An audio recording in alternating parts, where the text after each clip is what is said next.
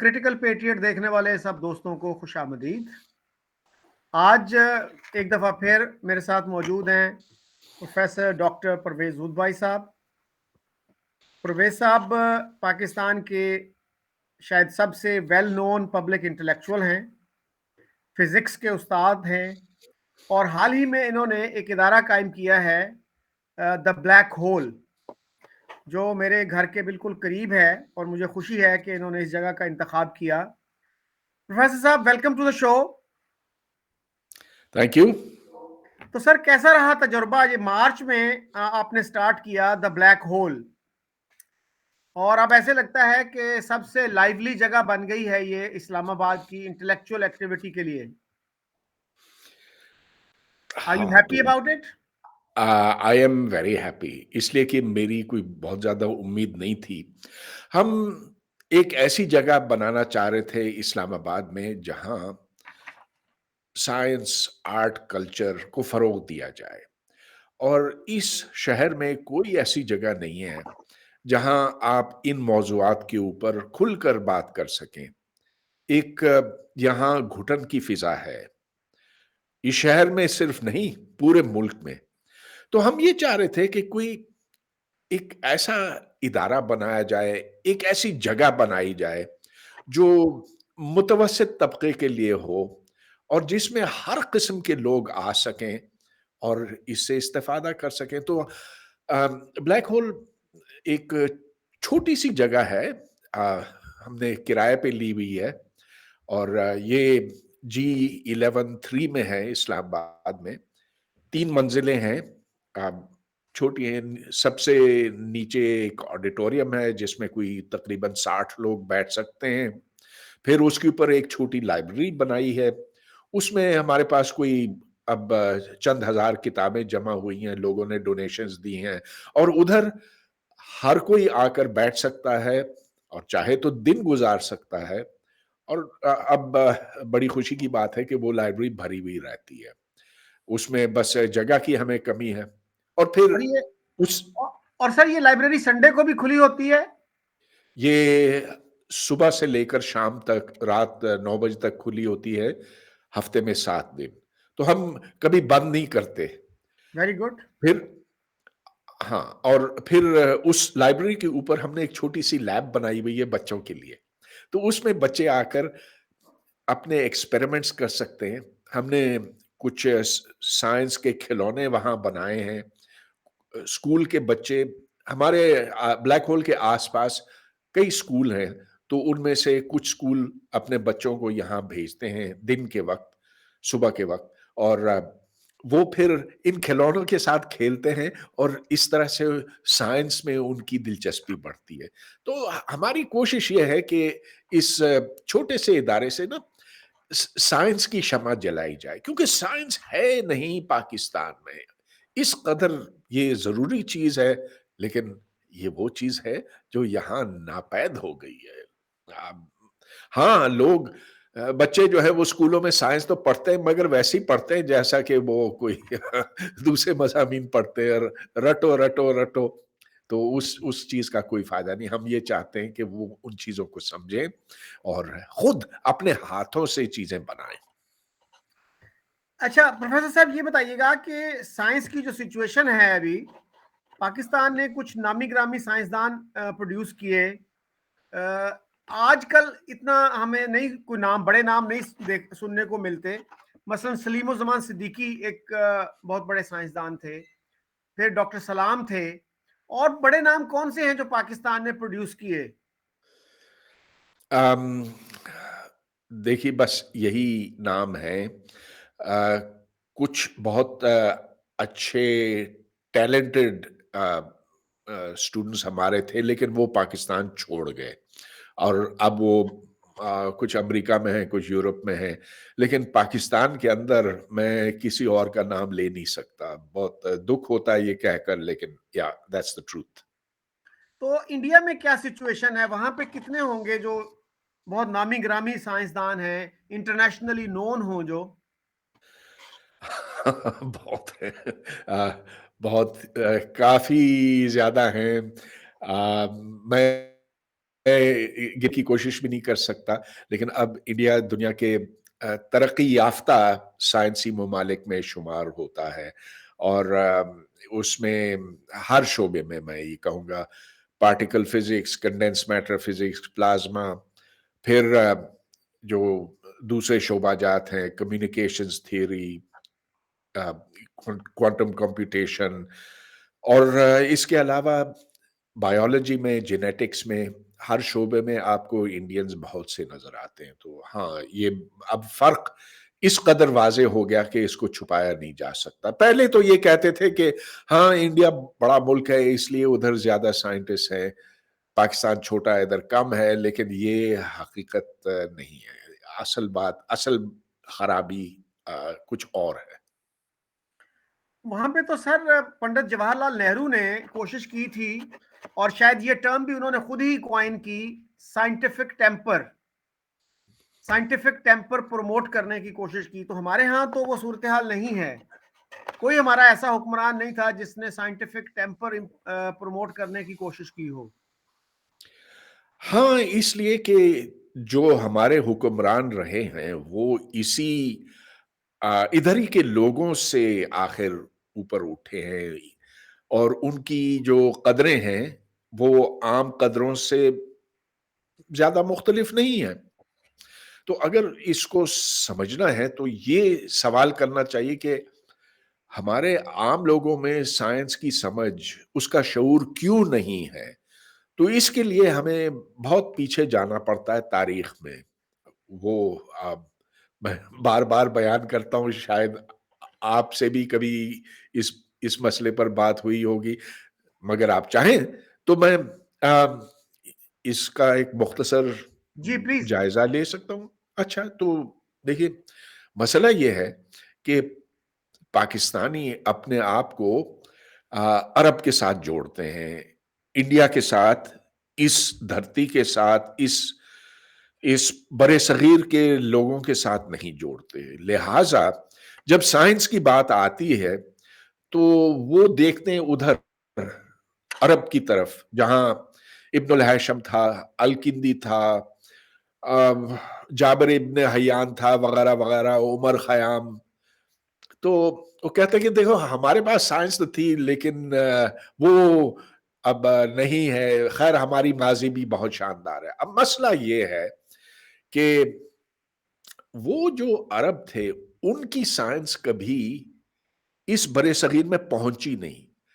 इस्लाम जो पहुँचा इंडिया, वो बज़ोरे तलवार पहुँचा, मोहम्मद बिन कासिम के साथ पहुँचा।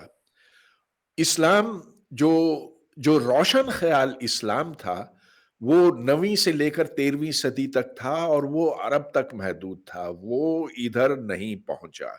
तो इधर इस बड़े-सग़ीर में जो मुसलमान आए, उनको कोई लिखने-पढ़ने से ज़्यादा दिलचस्पी नहीं थी। हाँ, शायरी करते थे, मौसीकी उनकी बहुत उम्दा थी, जैसा कि मुग़ल दरबारों में थी। बड़ी-बड़ी इमारतें इन्होंने बनाई, बहुत खूबसूरत, और मैं समझता हूँ कि इंडिया को ममनून होना चाहिए इस बात पर, आजकल के ज़माने में भी, जब उन्हें बिल्कुल धुतकारा जाता है। लेकिन इंडिया की तारीख में जो खूबसूरतियाँ आई हैं, वो मुग़ल दौर के वक़्त आई हैं।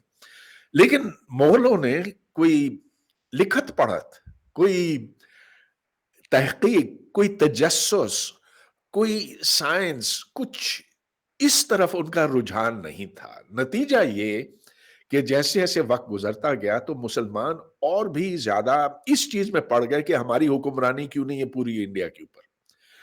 और फिर जब तक़सीम का वक़्त आया सन 47 में, तो उस वक़्त मुसलमानों में बहुत ही कम ऐसे लोग थे जो जिन्होंने साइंस पढ़ी थी, जिन्हें दिलचस्पी थी। जब अंग्रेज़ ने चाहा कि इधर इस बड़े-सग़ीर में तालीम लोगों को दिलवाई जाए, तो 2 मुख्तलिफ किस्म के रिएक्शंस मिले। एक तरफ हिंदुओं की तरफ से, एक तरफ दूसरी तरफ मुसलमानों की तरफ से। तो अब हिंदुओं में भी जो अ, रुजत पसंद, जो कंज़र्वेटिव लोग थे, जो जो ज्यादा मजहब की तरफ माइल थे, वो कहते थे नहीं नहीं, हमें अंग्रेज की तालीम नहीं चाहिए, हमारे पास जो गीता है, जो वेद है, वो हमारे लिए काफी है। मगर फिर उनमें ऐसे लोग पैदा हुए और जिन्होंने हिंदुओं को कायल किया, जैसा कि राजा राम मोहन रॉय है, ब्राह्मण समाज के जो थे, और दूसरे भी थे। एक थे जिनका पूरा नाम मुझे याद नहीं आ रहा, टैगोर थे, लेकिन वो रविंद्रनाथ नहीं, दूसरे टैगोर थे। तो ऐसे लोग बहुत थे इंडिया में, हिंदुओं में। मुसलमानों में एक बेचारा सर सैयद अहमद खान था जो लड़ता रहा और उसको कुछ कामयाबी हुई, मगर ज्यादा नहीं, क्योंकि अक्सरियत मुसलमानों ने इस नई सोच को, वो नई सोच जो यूरोप में जन्म ले रही थी उस वक्त, ये एनलाइटनमेंट का जो दौर था, रोशन ख्याली का दौर था, उससे इस्तेफादा नहीं किया। नतीजा यह कि जब सन 47 में पाकिस्तान बना तो पढ़े लिखे मुसलमान शाजो नादिर ही आपको मिलते थे और यूनिवर्सिटियां हमारी खाली थी। अच्छा सर, सर सैयद की बात की आपने। सर सैयद के बारे में ये कहा जाता है कि एक तो उनकी प्रोग्रेसिव साइड थी, दूसरी तरफ वो अपर क्लास मुस्लिम्स के लिए ही कोशिशें कर रहे थे, और जो लोअर कास्ट मुस्लिम्स थे उनके लिए वो तालीम को जरूरी नहीं समझते थे, खवातीन की तालीम को भी वो जरूरी नहीं समझते थे। तो ये अपर क्लास बायस उनमें बहुत ज्यादा था। हाँ, बिल्कुल ठीक कह रहे हैं आप। सर सैयद के दो तीन चार मुख्तलिफ पहलू थे।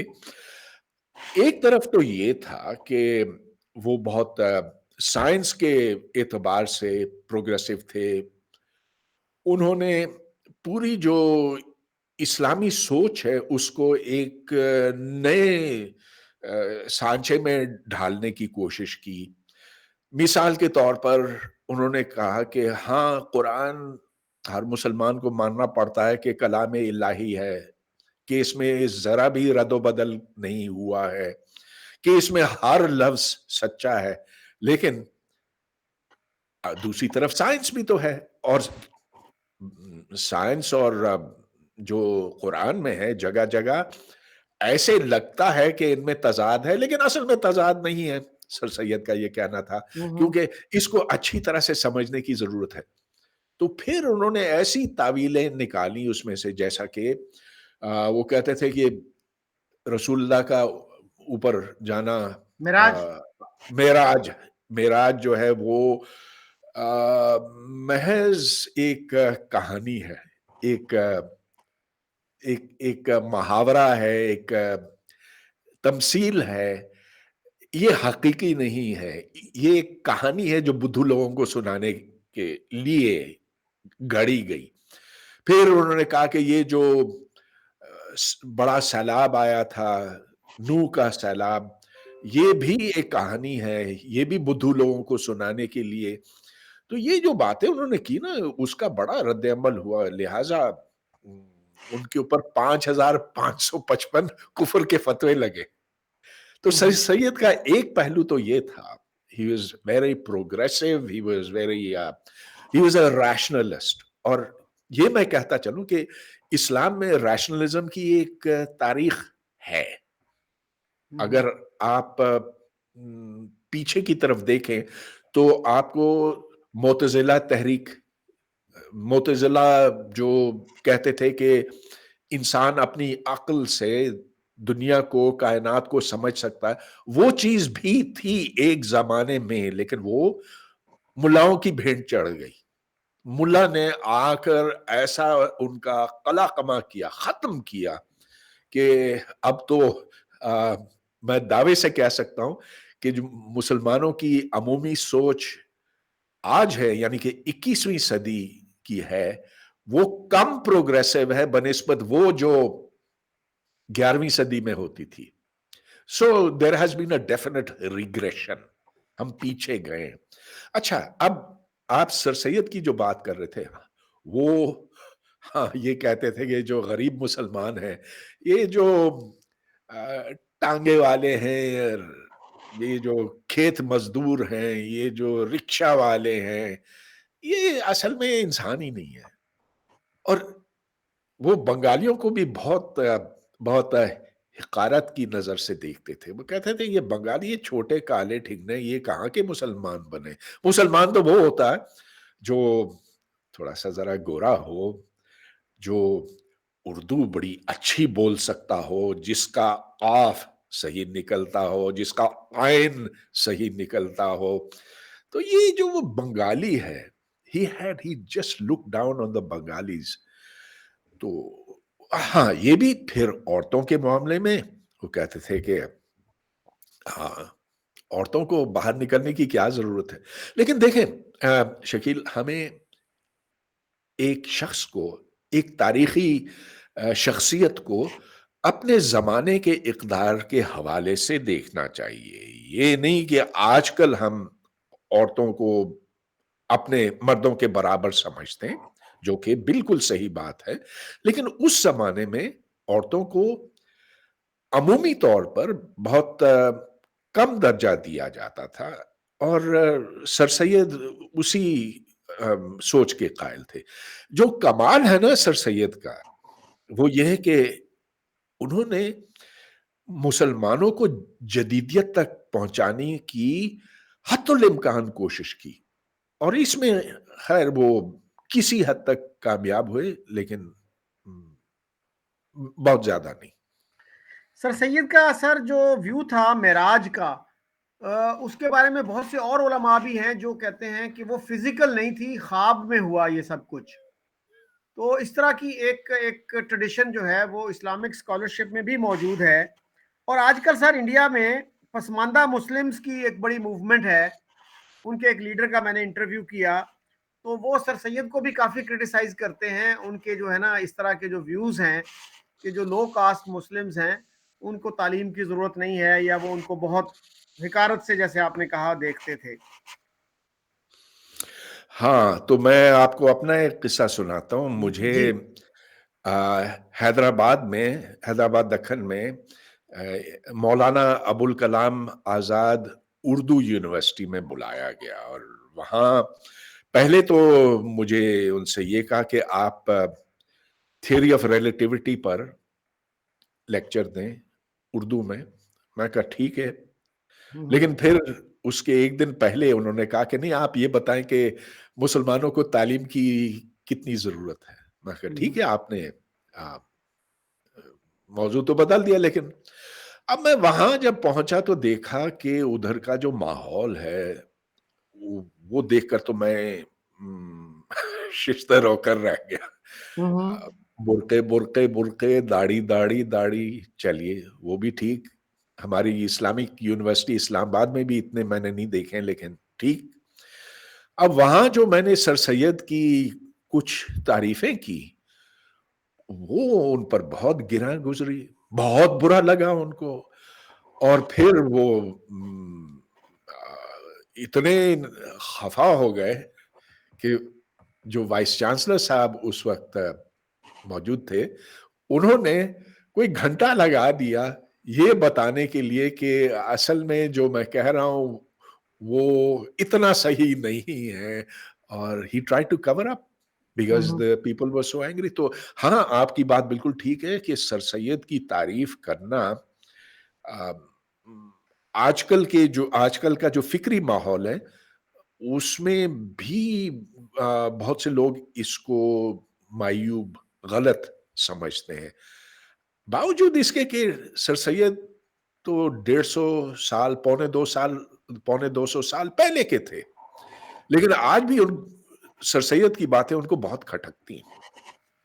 और दिलचस्प बात यह है कि इस वक्त सर सैयद हमारे तीसरे मोस्ट इम्पॉर्टेंट हीरो हैं।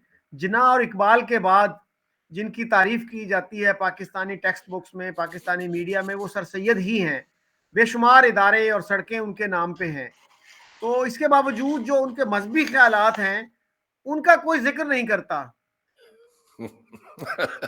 अच्छा, मैं आपको एक और मजे की बात बताऊं जी। कि सर, ये आज की बात नहीं है, सर सैयद ने खुद अपनी तहरीरों पर ममानियत लगाई थी। तो जब उन्होंने MAO कॉलेज बनाया, मोहम्मदन एंग्लो ओरिएंटल कॉलेज, तो उस वक्त क्योंकि बहुत से मुसलमान उनसे बहुत खफा थे। उन्होंने कहा कि जो मेरी मजहबी तहरीरें हैं वो वहां ना पढ़ाई जाए, क्योंकि इससे फिर कॉलेज हो सकता है कि इसमें इंतशार पड़ जाए। और so this is the case of an author who banned his own writings, didn't want them to be taught.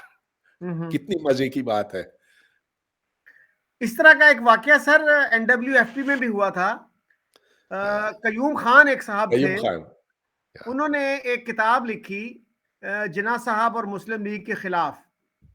हाँ, तो gold and guns on the Pathan frontier, कुछ इस तरह का। तो वो बंबई से शाये हुई थी। फिर वो मुस्लिम लीग में जब उन्होंने देखा कि हवा का रुख बदल गया है, तो फिर वो मुस्लिम लीग में शामिल हो गए। फिर चीफ मिनिस्टर भी उनको बना दिया गया और काफी गैर जमहूरी तरीके से बनाया गया। तो फिर उन्होंने खुद ही अपनी किताब पे बैन लगा दिया था। तो वो भी शायद एक वाहिद मिसाल है दुनिया की कि किसी ऑथर ने अपनी ही किताब पे बैन लगाया हो। अच्छा सर, ये बताइएगा कि आप एक दफा सर्न, आपने सुनाया था वाकया कि आप एक दफा सर्न जो लैब है, एक तो उसके बारे में बताइएगा, स्विट्जरलैंड में जो है वो क्या है और कितनी बड़ी है। तो वहां पे एक इंडियन ने आपको देखा और कहने लगा कि आर यू फ्रॉम बेंगलोर, वो क्या वाकया था? अच्छा, आपकी याददाश्त बड़ी अच्छी है। वो मैंने ऐसी सरेराह कोई बात की थी। तो हाँ, आज से कुछ साल पहले मैं काफी बाकायदगी से सर्न जाता था। ये यूरोपियन न्यूक्लियर रिसर्च सेंटर है स्विट्जरलैंड में, फ्रांस में, बहुत बड़ा एक्सेलरेटर, दुनिया का सबसे बड़ा पार्टिकल एक्सेलरेटर यहाँ पर है। तो उधर इंडियंस बहुत होते हैं, पाकिस्तानी आटे में नमक के बराबर। तो खैर, अपने दफ्तर से लैब की तरफ जाते हुए मैं सरेराह लोग मिल जाते हैं। तो एक दिन ये एक शख्स से आमना सामना हुआ, वो भी मेरी तरह ब्राउन था। तो हेलो हाउ आर यू हुआ। तो उसने कहा कि मैंने पूछा what are you working on, तो उसने कहा कि I am working on LEP E+E- collisions. ठीक। तो उसने पूछा कि व्हाट अबाउट यू, तो मैंने कहा कि I work in quantum chromodynamics, quarks, gluons वगैरह। Oh you must be from Bangalore. मैंने कहा नहीं, आई एम फ्रॉम इस्लामाबाद। तो वो बड़ा हैरान हुआ। ओह, कहता कि I didn't know they did physics in Pakistan. Okay. तो मुझे थोड़ी सी चोट लगी। देखिए, मैं कोई कौम परस्त नहीं हूं, मैं कोई नेशनलिस्ट नहीं हूं। मैं नेशनलिज्म को एक एक बीमारी समझता हूं, और आजकल बहुत लोग बीमार हैं, इस बीमारी में मुब्तला हैं। लेकिन फिर भी मुझे थोड़ी सी ठेस लगी, चोट लगी। मगर क्या कर सकते हैं, सच्ची बात है। हमने पाकिस्तान में फिजिक्स, साइंस, तालीम, इस सब का बेड़ा गर्क कर दिया। और इसलिए नहीं कि हमने रुपया कम खर्च किया है, वो भी कम खर्च किया है। लेकिन असल बात यह कि जो सोच है ना, जो साइंसी सोच चाहिए होती है, जिसे साइंटिफिक टेम्पर का नाम जवाहरलाल नेहरू ने दिया था, वो हमारे अंदर नहीं आ सकी। और उससे अब हम और ज्यादा दूर होते जा रहे हैं। ये इमरान खान जैसे लोग, जो जिनको कोई अंदाजा ही नहीं कि साइंस होती क्या है। मैं सिर्फ उसकी बात नहीं कर रहा हूं, मैं जो हमारे जो दूसरे हुक्मरान भी हैं, they have no idea of what science is and why it should be preserved and treasured.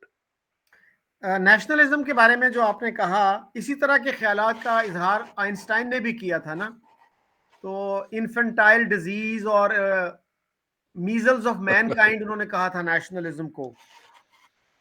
अच्छा सर, आपने अभी जिक्र किया इमरान खान का, तो आपको भी तो इमरान खान ने एक दफा किसी कोई असाइनमेंट दी थी कि आप मेरे साथ मिलकर काम करें। तो कितना अरसा आपने काम किया उनके साथ और वो तजुर्बा कैसा रहा? भाई آپ کو یہ چیزیں کہاں سے یاد رہتی؟ وہ وہاں پہ آپ کو ڈاکٹر مرتضی صاحب بھی ملے تھے نا؟ ہاں ہاں ہاں، تو ایسے ہے، یہ غالباً 95 96 کی بات ہے۔ اس وقت عمران خان نے جمائمہ سے شادی نہیں کی تھی، اور اس کے سال بعد اس نے کی، تو اب آئی تھنک اٹ واز 96 یا ایسے کچھ۔ خیر، ایک ہمارا کامن فرینڈ تھا، اس نے کہا کہ عمران آپ سے ملنا چاہ رہا ہے۔ اس نے بڑا اچھا کینسر ہاسپٹل بنایا ہے، اور وہ اب ایک یونیورسٹی تعلیم کے لیے کچھ کرنا چاہ رہا ہے۔ وہ ایک تحریک شروع کرنا چاہ رہا ہے تاکہ یہاں تعلیم عام ہو جائے۔ میں کہا بہت اچھی بات ہے۔ تو پھر ہم اس کے گھر گئے، زمان پارک لاہور میں۔ ادھر اس نے 4 اور لوگوں کو بلایا تھا۔ ایک جو کوئی ڈیپٹی کمشنر ہوتا تھا، نورانی، تسنیم نورانی میرا خیال ہے نام ہے۔ جی، وہ تو ریٹائر ہوئے تھے ایز فیڈرل سیکرٹری۔ ہاں، فیڈرل سیکرٹری، ہاں ٹھیک ہے، جی۔ ٹھیک ٹھیک ٹھیک۔ اور پھر 3 ملاؤں کو بلایا۔ ایک ان میں سے کوئی نیازی تھا، ایک وہ تھا مرتضی، اس کا نام مولانا مرتضی تھا، جی غلام مرتضی، ہاں۔ جی، وہ بعد اور میں قتل ہو گئے تھے۔ وہ بعد میں قتل ہو گئے، اور لاہور میں ہی ہوئے، اور وہ سخت اینٹی شیعہ تھے، اور انہوں نے بہت شیعوں کو مروایا تھا۔ اور پھر ایک تیسرا مولوی بھی تھا۔ اچھا، وہ بات عمران خان نے شروع کی۔ اس نے کہا کہ دیکھیں، میں نے بڑا اچھا کینسر ہاسپٹل بنایا، اب میں چاہتا ہوں کہ یہاں تعلیم کے لیے ایک نئی مہم شروع کی جائے۔ تو مولویوں نے کہا کہ یہ کیا آپ کرنا چاہ رہے ہیں؟ پہلے تو آپ تعلیم کی سمت ٹھیک کریں، کیونکہ یہ جو ہمارے اسکولوں میں تعلیم دی جا رہی ہے، یہ تو ایک سیکولر سوچ لے کر آئے گی، اور سیکولر سوچ ہم سمجھتے ہیں کہ یہ کفر ہے۔ ایک مولوی نے کہا کہ میں نے کئی پروپوزل بھیجے ہیں گورنمنٹ کو، اور فائل پہ فائل میں نے بھیجی ہے کہ یہاں اسلامی تعلیمات ہی ہونی چاہیے، کہ مدارس کی تعلیم ہونی چاہیے۔ دوسرے نے کہا بالکل ٹھیک ہے، یہ جو پڑھاتے ہیں آپ، الف سے عام، بے سے بکری وغیرہ وغیرہ، اس کا کوئی فائدہ نہیں۔ آپ کو پڑھانا ہے الف سے اللہ، بے سے بندوق، اور پھر ہوتے ہوتے اس نے ہاتھ ایسے اوپر کر لیا، جیم سے جہاد۔ اس کے بعد تو خیر ہو گئی میری اور ان مولویوں کی خوب زبردست لڑائی، اور اتنی زیادہ ہو گئی کہ میٹنگ ہی ختم ہو گئی۔ اب میٹنگ ختم ہو گئی تو اس کے بعد عمران آیا میرے پاس، اور گلے میں ہاتھ ڈالا، اور اس نے کہا یار پرویز، یہ تو ہمارے اپنے ہی لوگ ہیں، ان کو ساتھ لے کر چلنا ہوگا۔ میں نے کہا بھائی عمران، اگر یہ ہمارے لوگ ہیں تو پھر مجھے بڑا ڈر لگتا ہے اپنے ہی لوگوں سے، یہ ہمارا مستقبل نہیں ہو سکتا۔ تو خیر وہ بات وہاں ختم ہو گئی۔ مگر اچھا ہے کہ آپ نے اس واقعے کا ذکر کیا، کیونکہ جو سنگل نیشنل کریکولم ہے وہ عین یہی چیز ہے جو اس زمانے سے عمران خان کے دماغ میں چلی آ رہی ہے۔ وہ کہتا ہے کہ یہاں جو تعلیم ہے وہ اسلامی ہونی چاہیے، اور اب جو سنگل نیشنل کریکولم ہے اس کے تحت جو بچوں کو پڑھایا جاتا ہے، اس میں صرف یہ نہیں کہ آپ کو قرآن پڑھنا آنا چاہیے، جس کو ناظرہ کہتے ہیں، لیکن اس کے ساتھ تجوید آپ سمجھتے ہیں؟ قرات، وہ ہاں، صحیح تلفظ کے ساتھ پڑھنا، پراپر ریسیٹیشن۔ جی ہاں ہاں، وچ از ویری ویری ڈیفیکلٹ۔ اور ایک تو یہ کہ جو، اچھا آپ برا نہ مانے، لیکن پنجابیوں کو تو بہت مشکل ہوتی ہے، کیونکہ ان کا قاف وہ نہیں نکلتا، عین نہیں نکلتا، وہ عین کہہ دیتے ہیں، قاف کو کاف کہتے ہیں۔ अब वो कैसे जन्नत पहुंच सकेंगे, दरवाजे तो बंद हो गए ना उनके लिए। तो ये अब इनको पढ़ाया जा रहा है, प्लस उनको दुआएं पढ़ाई जा रही हैं। वो दुआ जो आपको पढ़नी है खाने से पहले, डकार आ जाए तो क्या दुआ पढ़ी जाए, खाने के आखिर में क्या पढ़ी जाए, सीढ़ी चढ़ने से पहले क्या दुआ पढ़नी चाहिए, सीढ़ी सीढ़ी उतरने से पहले क्या पढ़नी चाहिए। अरे बच्चा, आखिर उसका दिमाग कुचला जाता है इससे। तो अब हाँ, आपने पहले ब्लैक होल का जिक्र किया ना, तो हमने यहाँ सिंगल नेशनल करिकुलम के ऊपर एक निशिश रखी थी, शायद आप नहीं आ सके उसमें। जी जी। उसमें वालिदैन इस मीटिंग में आए थे जो आसपास रहते हैं, और उन्होंने कहा कि अब हमारे बच्चों को कंप्यूटर साइंस नहीं पढ़ाई जा रही है क्योंकि there is no time left over. उनको इतना ज्यादा कुरान पढ़ाया जाता है कि अब कंप्यूटर साइंस उन्होंने निकाल दिया हुआ है स्कूल के सिलेबस में से। हाँ, शायद करिकुलम के अंदर मौजूद हो, लेकिन उसको पढ़ाया नहीं जाता क्योंकि वक्त ही नहीं रहता है पढ़ाने के लिए। ओके। अच्छा सर, एक और वाकया भी आपने मुझे सुनाया था कि कायदे आजम यूनिवर्सिटी में थे एक साहब, कारी नसीर गालबन नाम था उनका। हाँ, वो मेरे पड़ोसी थे। जी, उनका क्या वाकया था, वो भी जरा अगर रिपीट कर दें। कारी नसीर मैथमेटिक्स डिपार्टमेंट में हम्म। एक असिस्टेंट प्रोफेसर थे, और कारी भी थे। मतलब ये कि हर मीटिंग से पहले वो किरात करते थे, वो आ, कुरान पढ़ते थे और बड़ा अच्छा पढ़ते थे। अब वो अपने स्टूडेंट से ये कहते थे कि देखो, मुझे तुम लोगों को मैथमेटिक्स तो पढ़ानी पड़ती है क्योंकि ये मेरे रोजगार का मसला है, मगर मैं इसको मानता नहीं। ये इस्लाम के खिलाफ है, मगर चलो बहुत ज्यादा भी नहीं तो मैं पढ़ा लेता हूँ। अच्छा, अब कुछ वक्त के कारी नसीर वो मेरे पड़ोसी भी थे क्योंकि मैं यूनिवर्सिटी हाउसिंग कॉलोनी में रहता था और वो 2 घर दूर रहते थे। अब वो बीमार हो गए, उनको डायबिटीज हो गया। वो डॉक्टर के पास नहीं जाते थे, वो जाते थे एक तबीब के पास, होम्योपैथिक डॉक्टर के पास जो आ, इस्लामी इलाज करता। तो उस डॉक्टर ने कहा कि शायद हर चीज का इलाज होता है, और रसूल पाक ने भी ये फरमाया, और फिर हदीसें भी वो खूब सुनाते हैं शहद की तारीफ में। तो तुम शहद खाओ और डट के और रज के खाओ। तो डायबिटीज का मरीज शहद खा खा के फिर वो बेचारा आखिर मर गया। अब मैं क्या कहूं कि देखिए, आदमी अच्छा था, बड़ा वो वेरी सॉफ्ट स्पोकन फेलो।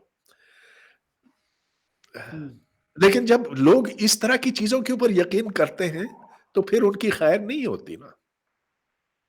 लेकिन मैं आपको ये बताऊं कि इसने तो खैर उस होम्योपैथिक पे एतबार कर लिया ना, लेकिन हमारे इधर एक बहुत बड़े आलिम है, मौलाना तारिक जमील, और वो इतना ज्यादा मकबूल है कि आप बसों पे सफर करें तो उस स्क्रीन पे उनकी वीडियो चल रही होती है। इमरान खान की नाक का बाल था, आजकल पता नहीं है कि नहीं, लेकिन बड़ा ही पावरफुल मौलवी है। अच्छा, वो हर एक से ये कहते थे और शायद अब भी कहते होंगे कि अजवा खजूर, वो खजूर जो अरब से आती है, अजवा जी एक नामी जगह है वहां पे, जी। वो हर चीज का इलाज है।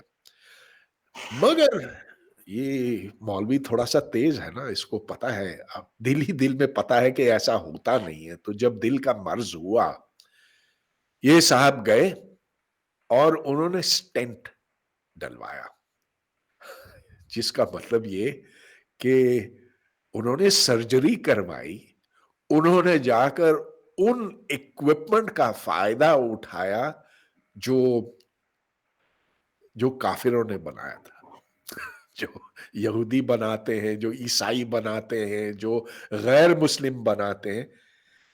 جب ضرورت پڑتی ہے تو وہ اس ٹیکنالوجی سے ضرور فائدہ اٹھاتے ہیں، لیکن ویسے کہتے ہیں کہ عام لوگوں کے لیے اجوا کھجور اجوا کھجور.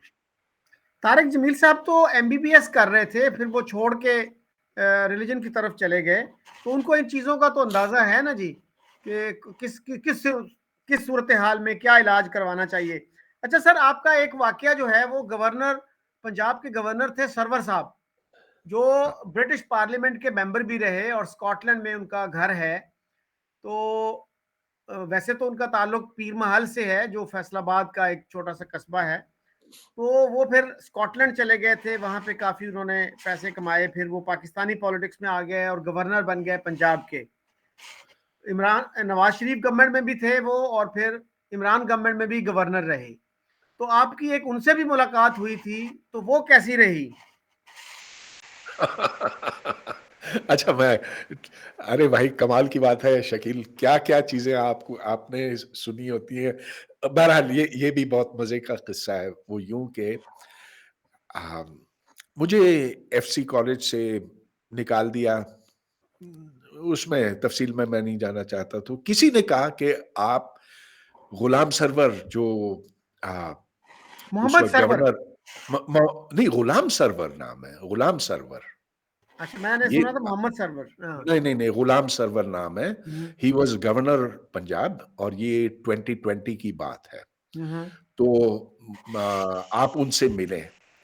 اب میں نے کہا کہ میں یہ چھوٹی باتیں وہاں نہیں لے جانا چاہتا ہوں، کیونکہ آخر جو مجھے نکالا وہ چھوٹی بات پہ کہ میں اعتراض کر رہا تھا ایف سی کالج کے ایکیڈیمک سٹینڈرڈز کے اوپر، اور کوئی بڑی بات نہیں تھی. یہ نہیں کہ ISI نے مجھے نکالا یا اوپر والوں نے نکالا، نہیں. This was a very small thing.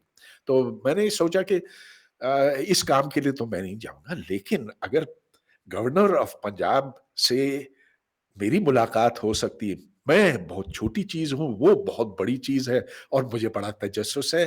تجسس کے علاوہ ایک بڑی اہم بات مجھے اس کے ساتھ کرنی ہے. تو میں نے اس کانٹیکٹ سے کہا کہ ٹھیک ہے، مجھے ملا لو، مجھے وقت دلوا دو گورنر صاحب کے ساتھ. تو میں ان کے دفتر میں مقرر وقت کے اوپر پہنچ گیا. تو گورنر نے کہا مجھ سے، ہاں آپ کیا چاہتے ہیں، آپ کو نوکری سے نکال دیا گیا؟ میں نے کہا کہ گورنر صاحب مجھے آپ سے وہ بات نہیں، ایک اور بات کرنی ہے. کہتے ہیں ہاں کیا. وہ جلدی میں تھے کہ جلدی کسی طرح سے جان چھڑائی جائے. میں نے جان نہیں چھوڑی ہے. میں نے کہا گورنر صاحب، آپ نے پنجاب اسمبلی میں ایک ریزولوشن پاس کروایا ہے کہ کسی BA MA MPhil MBBS PhD کو ڈگری نہیں مل سکتی جب تک کہ اس نے قرآن پورا پڑھا نہ ہو اور قرآن کے اوپر وہ ٹیسٹ نہ پاس کر سکے، اور علاوہ اس کے کہ یہ عربی زبان پر عبور حاصل کرے. میں نے کہا کہ گورنر صاحب، یہ جو آپ نے کیا ہے، اول تو بتائیں کہ آپ نے کیوں کیا ہے. تو وہ حیران ہوئے کہ میں تو سمجھا کہ بندہ صرف اپنی نوکری کے لیے آیا ہے، لیکن مجبور کر رہا مجھے جواب دینے پر. اچھا.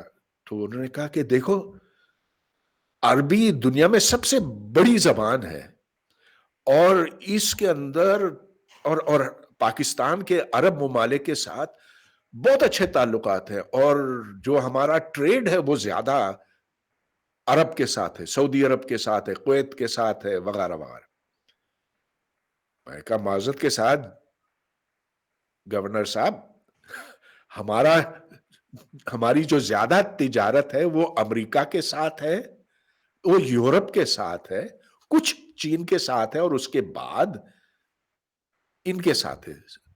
دوسرے یہ کہ جو سب سے زیادہ بولی جانے والی زبان ہے دنیا میں وہ عربی نہیں ہے. वो है अंग्रेजी। तो कहने लगे कि आपको क्या एतराज है? मैंने कहा कि आप स्टूडेंट्स के जहन को यूं माऊफ कर देंगे कि वो मजहबी स्कॉलर शायद बन जाएं, लेकिन अपने सब्जेक्ट से वो नाबलद होंगे। अच्छा, अब आवाजें ऊंची होने लगी, गवर्नर भी ऊंचा बोलने लगे, मैं भी ऊंचा, मेरी आवाज भी ऊंची हो गई, लोग आसपास आ गए और कुछ वक्त के बाद मुझसे कहा गया कि जी आप यहां से तशरीफ ले जाएं। तो मैं चला गया वहां से। गर्ज ये कि ये लोग बिल्कुल अंधे हो गए हैं, वो ऐसे मजहबी जुनूनी हो गए हैं कि वो पाकिस्तान का बेड़ा गर्क कर रहे हैं। गवर्नर सरवर जो हैं, उन्होंने आपसे ये भी तो पूछा था ना कि क्या आप कभी मुल्क से बाहर गए हैं? तो हाँ, गवर्नर ने पूछा, आप कभी गए बाहर? मैंने कहा कि जी। कहाँ गए हैं? मैंने कहा बहुत से मुल्कों में।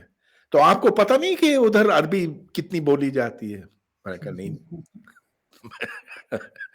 मैंने ये देखा कि ना वो अमेरिका में, ना यूके में, ना फ्रांस में बोली जाती है।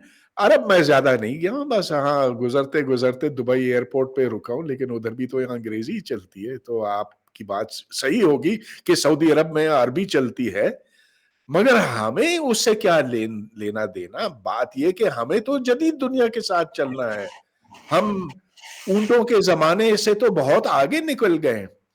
तो इस तरह से आवाजें ऊंची होती चली गई, पहले उनकी, फिर मेरी, फिर उनकी, फिर मेरी, और आसपास लोग जमा हो गए कि ये क्या इधर दंगा फसाद हो रहा है। तो फिर कुछ वक्त के बाद उन्होंने कहा कि आप यहां से तशरीफ ले जाएं। तो मैं चला गया वहां से। तो खैर, अच्छी बात यह है कि उन्होंने जो ये कैद लगाई थी ना कि यहाँ किसी को डिग्री नहीं मिलेगी जब तक कि उसने कुरान टेस्ट नहीं पास किया। हालांकि ये पंजाब असेंबली में पास हो गया था और कोई इसकी मुखालिफत नहीं थी, लेकिन इस पर अमल दरामद नहीं हुआ, क्योंकि हो भी नहीं सकता ना। How can you do something as stupid as this कि आप बीए भी नहीं देंगे जब तक कोई स्टूडेंट ने कुरान टेस्ट पास ना किया हो। और ये साहब हैं जो जिनका इतना एक्सपोजर है, जो ब्रिटिश पार्लियामेंट के मेंबर रहे, और वो यहाँ पे आके इस तरह की शराइत लगा रहे हैं। अच्छा सर, आपका जो है लेफ्टिनेंट जनरल शमीम आलम खान, बल्कि जनरल थे वो उस वक्त जब वो चेयरमैन थे joint chiefs of staff committee के, तो उनके साथ भी आपकी काफी मुलाकातें हुई, उसकी कुछ तफसील बताइएगा। ये बात है गालिबन 94 या 95 की। तो जी।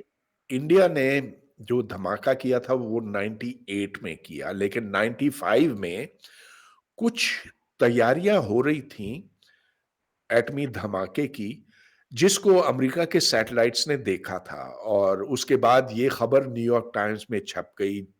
फिर इंडिया उसके उस थोड़ा सा पीछे हट गया, 3 साल तक उसने धमाका नहीं किया। अच्छा, तो मुझे एक दिन फोन आया कि आप न्यूक्लियर फिजिसिस्ट हैं, आप से हम इस्तेफादा करना चाहते हैं, आ, हमारे जनरल साहब आपसे जीएचक्यू में मिलना चाहते हैं। मैंने कहा ठीक है, गाड़ी भेज दो। तो गाड़ी पहुंच गई, और जो फौजी अफसर वो सलूट सलूट करते हैं वो उन्होंने किया। मैं फिर जनरल हेडक्वार्टर्स चला गया रावलपिंडी, कायदे आजम यूनिवर्सिटी से वहां तक पहुंचा। उधर मुझे पहले तो इंतजार करना पड़ा, क्योंकि डॉक्टर ए क्यू खान उस वक्त chairman joint chiefs of staff से मुलाकात कर रहे थे। चलिए, उसके बाद फिर मेरी जनरल शमीम आलम खान से मुलाकात हुई। He was the chairman of the joint chiefs of staff. तो जनरल साहब ने कहा कि आप न्यूक्लियर एक्सपर्ट हैं, आप हमारी रहनुमाई करें इन इन चीजों में, कुछ चीजों में जिनके बारे में हम सीख रहे हैं। मैंने कहा ठीक है, मुनासिब बात है।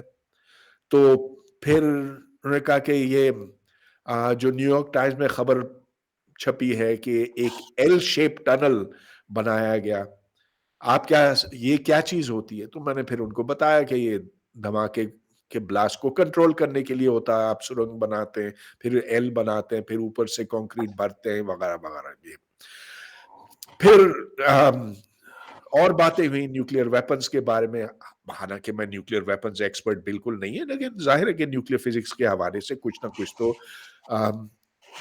جانکاری ہوتی ہی ہے ان کے بارے میں. بہرحال پھر بہت لمبی ملاقات ہوئی 3 گھنٹے تک، اور وہ سوال در سوال کرتے چلے گئے اور میں نے ان کو ان کے جوابات دیے. جاتے جاتے انہوں نے کہا کہ آپ کیا سمجھتے ہیں اس پوری چیز کے بارے میں؟ میں نے کہا کہ میرا خیال جنرل صاحب ہم بہت غلط رستے پر چلے ہیں. پاکستان کو بم نہیں بنانا چاہیے، کیونکہ اگر خدا نخواستہ ایک ایٹمی جنگ ہوتی ہے تو اس سے پورا ملک تباہ ہو جائے گا. تو اس پر وہ کافی ناراض ہوئے. کہا کہ کیا مطلب، بتاؤ مجھے کہ ہیروشیما میں کتنے لوگ مرے؟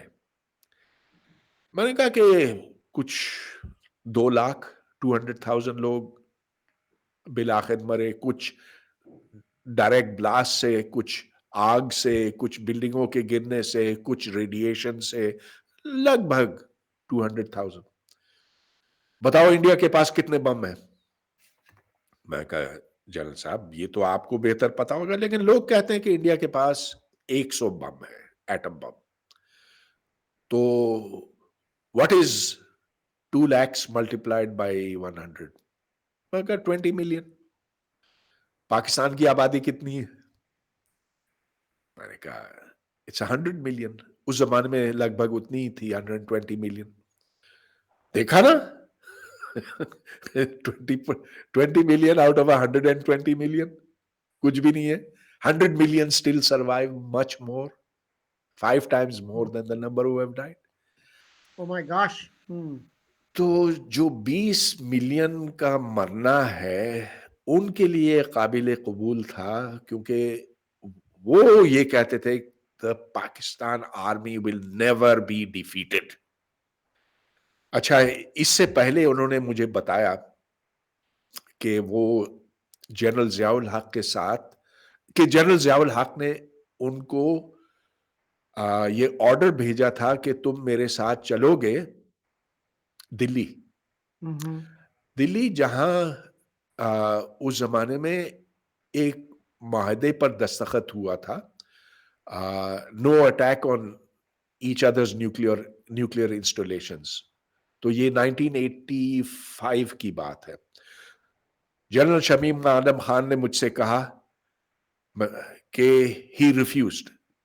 انہوں نے جنرل ضیاء سے کہا کہ the only time that I will go to India is standing on my tank. I will not go there to sign agreements with them. میں جاؤں گا تو اپنے ٹینک پہ سوار ہو کر جاؤں گا. سر اسی طرح کی بات جو ہے وہ ہمارے ایک بہت بڑے صحافی تھے، بلکہ پریس بیرن تھے، مجید نظامی، ان سے بھی منسوب ہے کہ ضیاء الحق نے ان کو آفر کی کہ میں انڈیا جا رہا ہوں تو آپ بھی چلیں میرے ساتھ. تو نظامی صاحب غصے میں آ گیا اور کہتے ہیں میں اگر کبھی انڈیا گیا تو میں ٹینک پہ بیٹھ کے جاؤں گا. تو اس سے ایک جوک بھی بنا ہوا ہے کہ ایک انڈین ڈپلومیٹ گیا ان سے ملنے اور اس نے آفر کی کہ نظامی صاحب کبھی آپ انڈیا تشریف لائیں. تو یہ کہنے لگے میں اگر انڈیا گیا تو میں ٹینک پہ بیٹھ کے جاؤں گا. تو اس پہ اس نے کہا ڈپلومیٹ نے، اچھا سر اگر یہی آپ کا پریفرڈ موڈ آف ٹرانسپورٹیشن ہے تو آپ اس طرف پاکستانی ٹینک کا ارینجمنٹ کر لیجئے، ادھر میں ایک انڈین ٹینک کا کر لوں گا. اچھا تو پھر اور بھی ملاقاتیں ہوئی ان سے یا ایک ہی ملاقات ہوئی؟ نہیں ایک ہی ملاقات ہوئی، اور وہ بہت لمبی بہت تفصیلی ملاقات تھی. لیکن اس کے بعد بھی فوجی افسر آیا کرتے تھے physics department Quaid Azam university مجھ سے ملنے کے لیے، کچھ 2-3 سال بعد تک. لیکن اس کے بعد دیکھیں ان کو ضرورت ہی نہیں پڑی، کیونکہ جب نیوکلیئر ویپنز کی معلومات ज़्यादा आम होती गई जब नेशनल डिफेंस कॉलेज में एनडीसी में थीसिस लिखी जानी लगी, जब उनके पास लिटरेचर आया मुख्तलिफ सोर्सेज से, तो फिर उन्होंने खुद सीख लिया। और अब तो मेरा नहीं ख्याल है कि वो किसी सिविलियन को बुलाते होंगे इन मामलात के ऊपर, अब वो अपने आप को खुद कफील समझते हैं। और डॉक्टर AQ खान के साथ कैसा इंटरेक्शन रहा आपका? AQ खान मरहूम के साथ शुरू के वक्तों में तो बहुत एक कशीदगी थी। ऐसे हुआ कि खैर आपको पता ना कि 90s में AQ खान तो एक बुत की तरह थे, लोग उन्हें पूजते थे, उनके नामों उस AQ खान के नाम पर अपने बच्चों के नाम रखा करते थे, शहरों में मार्केट्स के नाम कर दिए गए थे, AQ Khan square, AQ Khan market वगैरह, ये सब कुछ होता था। वो हमारी यूनिवर्सिटी के सिंडिकेट के मेंबर के तौर पर भी आ, होते थे। और ये वो जमाना था जब बेनजीर भुट्टो ने मेरी जमीन, मेरी यूनिवर्सिटी की जमीन को चोरी करने की कोशिश की अपने MNAs के लिए, मेंबर्स ऑफ नेशनल असेंबली के लिए। और जिसकी मुखालिफत मैंने और मेरे एक दोस्त ने, जो फिजिक्स का प्रोफेसर था, डॉक्टर अब्दुल हमीद नैयर, हम दोनों ने इसकी मुखालिफत की। अब AQ खान साहब भी इस स्कीम के बेनिफिशियरी थे। मतलब ये कि उनको भी यूनिवर्सिटी में एक प्लॉट मिलना था। वो प्लॉट जो शायद 20 लाख रुपए का वो खरीद सकते थे उस जमाने में, लेकिन जिसकी उस वक्त कीमत 2 करोड़ थी। तो AQ खान ने मिनिस्ट्री ऑफ इंटीरियर से कहा कि परवेज हुद भाई एक एजेंट है और ये पाकिस्तान के न्यूक्लियर प्रोग्राम का दुश्मन है, इसके खिलाफ लिखता है, इसको एग्जिट कंट्रोल लिस्ट पर डाल दिया जाए ताकि ये मुल्क ना छोड़ सके।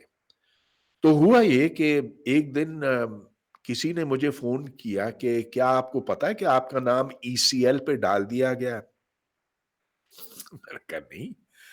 मैंने जब पता किया तो हाँ, वाकई मेरा नाम ECL पर था। और ये सिर्फ उन लोगों के लिए जो ड्रग माफिया के होते हैं या जिन्होंने कोई बैंकों को लूटा होता है। तो मैंने कहा कि यार मेरा नाम इस पर क्यों है?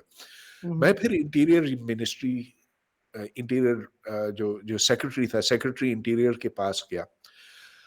उस वक्त तक ये मसला एक बहुत बड़ा बन चुका था कि बेनजीर भुट्टो ने कायदे आजम यूनिवर्सिटी की जमीन के हिस्से बखरे किए हुए थे और वो रुश्वत के तौर पर अपने बांट रही थी। तो क्योंकि मैंने इसमें पहल की थी, बहुत शोर मचाया प्रेस में, फिर हम अदालत में चले गए, कोर्ट पब्लिक इंटरेस्ट लिटिगेशन किया। तो सेक्रेटरी इंटीरियर ने मेरी बात सुन ली। मैंने ये कहा, अव्वल तो ये कि हाँ, मैं एटम बम का मुखालिफ हूं। मैं समझता हूं कि किसी मुल्क के पास नहीं होना चाहिए, ना इंडिया के पास, ना चाइना के पास, ना अमेरिका के पास, और न ही पाकिस्तान के पास, क्योंकि मैं उसूली तौर पर बम का मुखालिफ हूं। दूसरे ये कि जो इल्जाम AQ खान साहब ने मुझ पे लगाया है कि मैंने कैनोप न्यूक्लियर पावर प्लांट के सीक्रेट्स बेचे हैं इंडिया को, इसराइल को, अमेरिका को, ये गलत है। क्योंकि जो कैनोप न्यूक्लियर पावर प्लांट है वो तो ओपन प्लांट है, उसमें इंटरनेशनल एटॉमिक एनर्जी एजेंसी की फुल सुपरविजन है, उसके तो कोई राज हो ही नहीं सकते। तो खैर बात उन्होंने मान ली। और तीसरा जो इल्जाम था, जो AQ खान ने मुझ पे आयद किया था, कि परवेज हुद भाई की बीवी का नाम है हाजरा अहमद और वो अहमदी है। ओके। अब खुदारा, हर अहमद अहमदी नहीं होता, और मेरी बीवी तो खैर मेरी सोच की है, नॉट अ कोई कुछ सवाल ही नहीं पैदा होता है कि वो अहमदी होती भी तो क्या, कोई कोई कोई हर्ज नहीं। बहरहाल कुछ महीनों के बाद मुझे ईसीएल से हटा दिया गया। Anyway, this was my first interaction. अब उसके बाद मीटिंगों में कभी आमना सामना होता था AQ खान से, लेकिन जब वो 2003 दिसंबर में पकड़े गए ये न्यूक्लियर कारोबार करते हुए, और मुशर्रफ ने उनसे माफी मंगवाई टीवी पर जाकर, तो उसके बाद उनको गिरफ्तार, हाउस अरेस्ट किया गया, वो घर तक महदूद होते थे। उसके बाद उन्होंने मुझे चिट्ठियां, खत लिखने शुरू किए, जो मेरे पास अब भी मौजूद हैं, और जिसमें, अच्छा, मैं हैरान था कि वो मुझे क्यों लिखते हैं। मैंने हर खत का जवाब भी दिया, और ये हैंड डिलीवर्ड होता था, क्योंकि वो और कोई रास्ता था नहीं। और जब उनको जवाब देना होता था तो मैं अपनी बीवी को भेजता था उनके घर, और वो पहुंचाती थी। तो खैर, उन खुतूत में जितनी तलखी है पाक फौज के खिलाफ, वो